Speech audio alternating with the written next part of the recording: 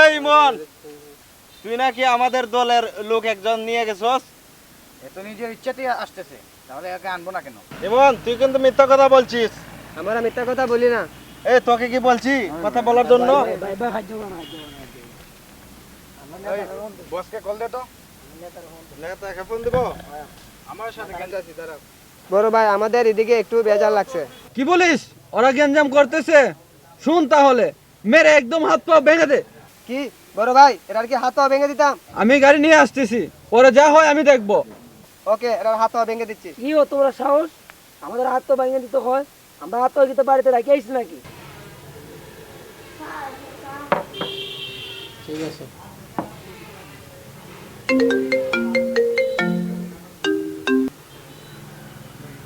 নেতা, বিরোধী দলের লোকরা না অনেক গেঞ্জাম করতেছে কিন্তু।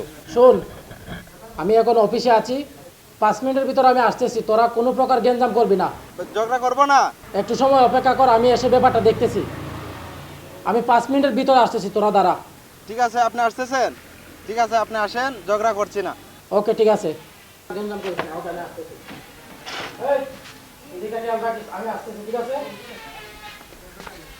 আমাদের হাত তো ভেঙে দিতে হয়। আমরা হাত তো বাড়িতে রাখি আইছি নাকি? শালার পুত, তুই বেশি কথা বলস। শালার পুত, যা।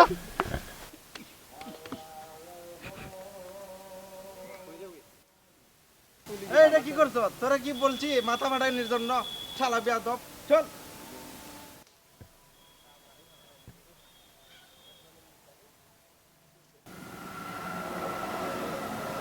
হ্যালো, ওই ফকির নির্ভুলা নেতা হয়েছে, শুক্রে 8 দিন হয়েছে। এরই মধ্যে শক্তির জোর দেখাস। যদি তোর সাহস থাকে, তুই আমার ছেলে ফেলে হারিয়ে দেখা। ওই রাস্তার ছেলে, আমি ফুটপাতের স্বভাব নিয়ে চলি না। সময় হলে বুঝিয়ে দেবো এই গোলের পাওয়ার কত। শোন, সময়ের কথা সময় বলে দিবে, তবে আজকের খেলা তুই দেখে নিস। এবার রাখি, ফকিন্নির ছেলেদের সাথে আমার কথা বলার কোনো মুড মাইন্ড নেই। ওই যা যা, রাস্তার ছেলে, রাস্তায় গিয়ে মর। আমার ডায়লগ আমাকে দিস না। এবার রাখলাম। হ্যালো হ্যালো, ফোনটা কেটে দিলি? বুঝতে পারছি, তোকে সুযোগ মতো সুবল মারতে হবে।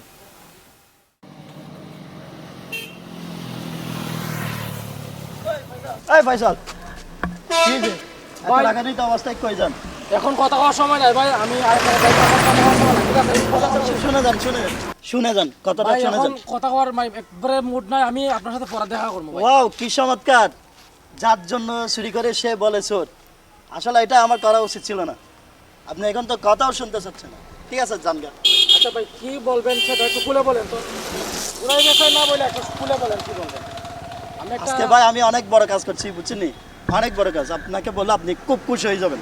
কি এমন বড় কাজ করছেন আপনি? আমি খুশি হয়ে যাবো। ওই যে মহরম আলীর ছেলে আছে না, শুনছেন নি? রবিনকে আপনার স্বাস্থ্য ভাই, আপনার স্বাস্থ্য ভাই, আপনার স্বাস্থ্য ভাইকে তো আপনি বসে আনতে পারেননি।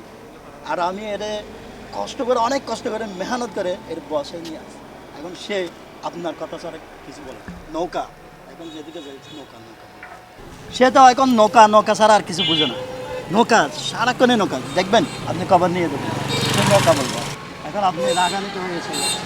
আসলে ভাই, আমি একটা গ্যাঞ্জামের মধ্যে আছি, তো এই কারণে আমি তাড়াহুড়া করে যাইতেছি। আচ্ছা, আপনি তো খুশির সংবাদ শোনাইছেন, এটা তো খুব ভালো একটা খবর। আমি অনেক কষ্ট করছি ভাই। এটা তো ভাই আমি মানি, ঠিক আছে। এখন আপনি খুব কষ্ট করছেন। এখন এসব কি করেন ভাই? আরে এটা ভাই, টাকা দিয়ে লজ্জা এটা ফেলে। এটা রাখুন। ভাই, এটা আমি মনে করেন আপনার না, না, না, ভাই। এটা রাখুন, বুঝছেন?